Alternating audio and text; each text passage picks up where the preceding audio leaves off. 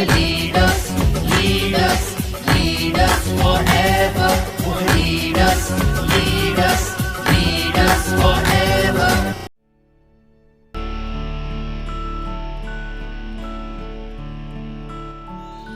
Safe shop, direct दिल से।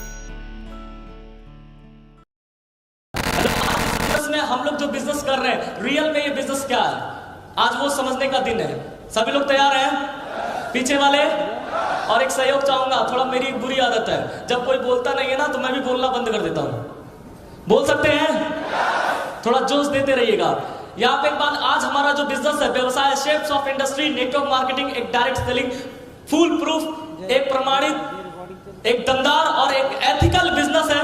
आज के 21वीं सदी का, 21st सेंचुरी का, बदलते हुए युग का सबसे फास्टेस्ट बिजनेस पॉइंट है। ये एक बिजनेस अपॉर्चुनिटी है जहां से एक आम आदमी, किसी भी धर्म का हो, किसी भी जाति का हो, किसी भी गोत्र का हो, कम पढ़ा लिखा हो, ज्यादा पढ़ा लिखा हो, चाहे जिस भी फील्ड का हो, चाहे वो किसान हो, चाहे वो डॉक्टर हो, चाहे वो स्टूडेंट्स हो, चाहे वो इंजीनियर हो, चाहे वो शॉपकीपर हो, चाहे वो हाउस वाइफ हो, चाहे वो गर्ल्स क्यों ना हो, चाहे वो मैच्योर्ड उम्र के क्यों ना हो, जैसे भी हो, आप एक ऐसी अपॉर्चुनिटी 21st सेंचुरी में लॉन्च हो चुकी है, जिस अपॉर्चुनिटी के माध्यम से आप उम्र के किसी भी पड़ाव पे हो, आप समझदारी के किसी भी पड़ाव पे क्यों ना हो, आप अपनी जिंदगी को रीस्टार्ट करके एक नई दुनिया बना सकते हैं उस बिजनेस के माध्यम से। एक ऐसा प्लेटफॉर्म आज 21वीं सदी में मिल चुका है, बस अब उसे समझने की देरी है। क्या आप लोग तैयार हैं? हेलो, तो बस उसकी बात हम लोग करने वाले हैं। Network marketing is not a lottery ticket.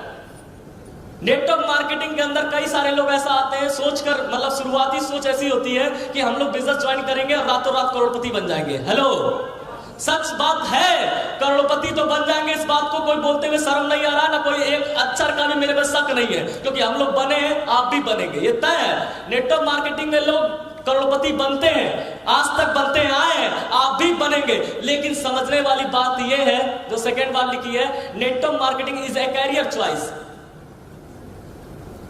By chance आप आ सकते हैं। यहां बैठा हुआ कोई शख्स ऐसा नहीं है जो हाई स्कूल पढ़ाई कर रहा था और हाई स्कूल पास करते वक्त सोचा होगा कि मैं नेटवर्किंग मार्केटिंग के अंदर जाऊंगा या सेफ शॉप कंपनी में जाऊंगा। किसी ने सोचा था? हेलो, किसी ने सोचा था? क्या आप लोगों ने जो ज्वाइन करके बैठे, किसी ने सोचा था? हमने खुद नहीं सोचा था। यानी जिंदगी में बाई चांस आया। ये कैसे आया है?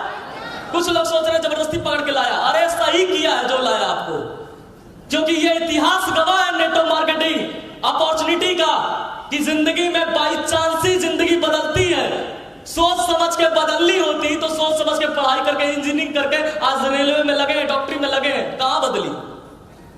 हेलो, तो ऐसा मैं मानता हूं, ऐसा समझता हूं, और मैंने इतिहास के पन्नों को जब पढ़ा तो एक चीज समझ में आया इस बात पे कि बाई चांस अगर अपॉर्चुनिटी मिलता है तो इसका लाभ लेना चाहिए। क्योंकि आज से कुछ सदी पहले एक इंसान था, साउथ अफ्रीका में पढ़ाई कर रहा था, और पढ़ाई के दौरान कहीं उसको ट्रेवलिंग में जाना था, और वो ये फर्स्ट क्लास एसी का टिकट कटाकर ट्रेन में बैठा, और ट्रेन में जब बैठा तो उस समय भारत देश पूरा गुलामी में चल रहा था, और उसमें अंग्रेज बैठे थे, और उन लोग का कहना यह था कि हमारा इसका देश गुलाम है, और ये गुलाम देश का आदमी एसी में हमारे बगल में बैठ रहा है, ऐसा होना नहीं चाहिए। धक्का मार के, लात मार के ट्रेन से बाहर फेंक दिया गया, और जब उस आदमी को फेंका गया तो वो आदमी गिरने के बाद एक कमिटमेंट लेता है कि तूने जिस तरह मुझे ट्रेन से फेंका है, come back to our country, मैं तुझे अपने देश से फेंक के दिखाऊंगा। उसका नाम, हेलो, अब आप सभी पढ़े लिखे लोगों से पूछना चाहूंगा, ये बाई चॉइस हुआ कि बाई चांस हुआ? बाई चॉइस या बाई चांस?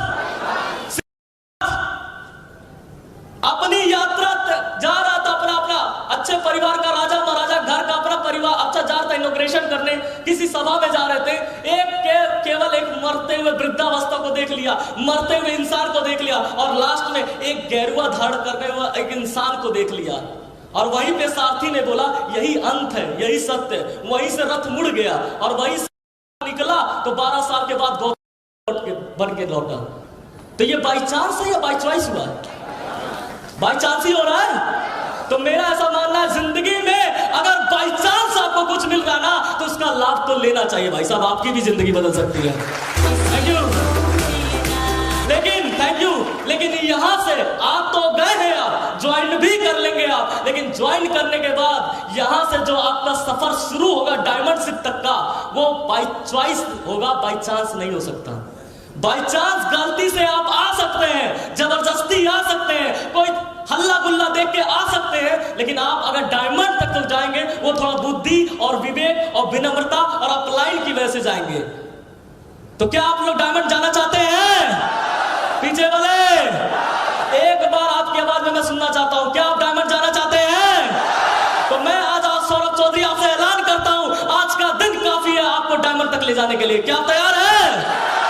आगे देखते हैं। नेक्स्ट कंप्लीट करिए। फाइनेंशियल ग्रुप, पूरे विश्व का सबसे बड़ा फाइनेंशियल ग्रुप बोले जाने वाला रॉबर्ट टी कियोसाकी। इसके बारे में कई लोग पढ़ाई किए होंगे, एमबीए में सेमेस्टर इसका पढ़ाया भी जाता है, इंटरनेट पे पढ़ा हुआ है। ये दुनिया का सबसे बड़ा सलाहगीर देने वाला सलाहकार है। ये लोगों को ये एडवाइस देते हैं कि पैसा कहां लगाना चाहिए, पैसा कैसे कमाना चाहिए। दुनिया का सबसे बड़ा आदमी है ये। यूएस जैसे देश का, अमेरिका जैसे देश के राष्ट्रपति को यह सलाह देता है कि देश कैसे चलाना है। फाइनेंशियल गुरु माना जाता है रॉबर्ट टी कियोसाकी। इसके बारे में आप लोग पढ़ सकते हैं। यहां पे इन्होंने एक बात बोली है, इकोनॉमिकल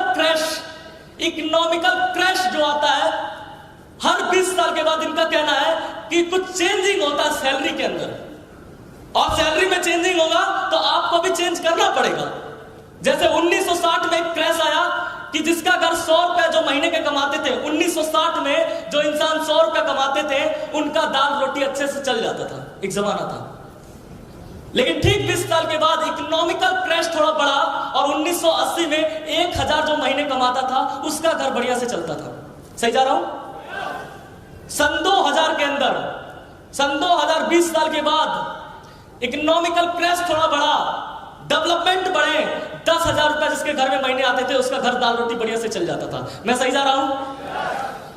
और अगर मैं एक चीज कह सकता हूं दावे के साथ, अगर पुराना इतिहास और पुराने आंकड़े और तत्व रॉबर्ट टी कियोसाकी के अगर सही जा रहे हैं तो भविष्यवाणी भी उसकी सही जाएगी। हेलो।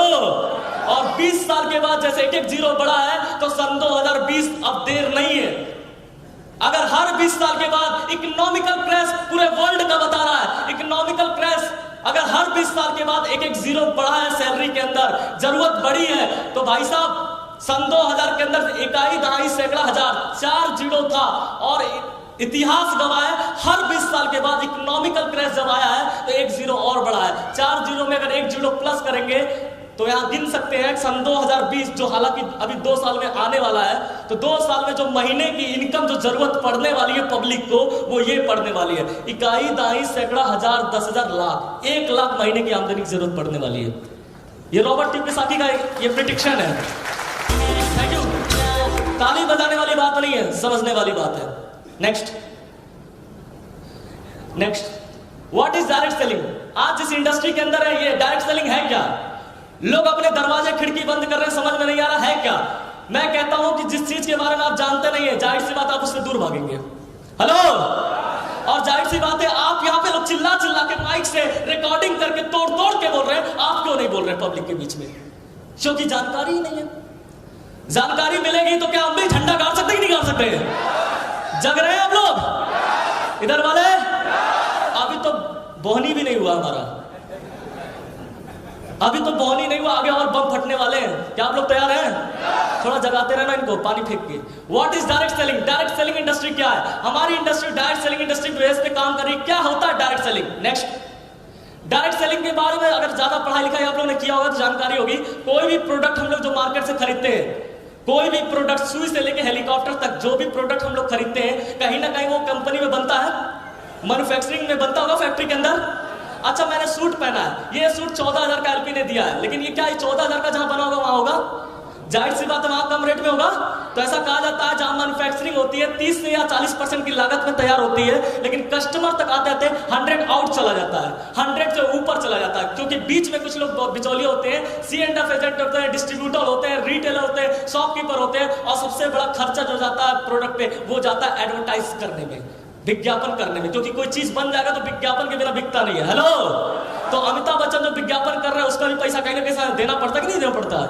ट्रांसपोर्ट का बिल जो अभी तक जब से देश आजाद हुआ है तब से ये ट्रेडिशनल प्रणाली चल रही है कि मतलब मैन्युफैक्चरिंग से और कस्टमर तक आने में बीच वाले लोग जो बैठे हैं ये 70% पैसा गोल कर देते हैं जनता का। हेलो, 70% पैसा जनता का गोल हो रहा बीच में, क्योंकि बीच वाले जो लोग बैठे हैं जिनके माध्यम से आ रहा है ये लोग मक्खी मारने के लिए बैठे नहीं है, जाहिर सी बात है कुछ ना कुछ ले रहे होंगे। हेलो, तो 30% की चीज 100 में मिल रही है, कहीं ना कहीं 70% कहीं ना कहीं तो जा रहा है, तो वो जा रहा है इन मिडिल मैन को हम लोग बोल सकते हैं मार्केट, क्योंकि हम लोग इनको देखे नहीं है तो हम लोग इनको मार्केट बोल सकते हैं। मार्केट में जा रहा पैसा, 30% वाली चीज 100 में मिल रही है, 70% मार्केट में जा रहा है। और यही सारी चीजों को चेंज करके 1972 के एक्ट आईडीएस से, इंडियन डायरेक्ट सेलिंग एसोसिएशन के एक्ट, इसको चेंज किया गया और चेंज करके आज ट्रेडिशनल मार्केट में एक माध्यम बनाया गया, डायरेक्ट सेलिंग को लॉन्च किया गया।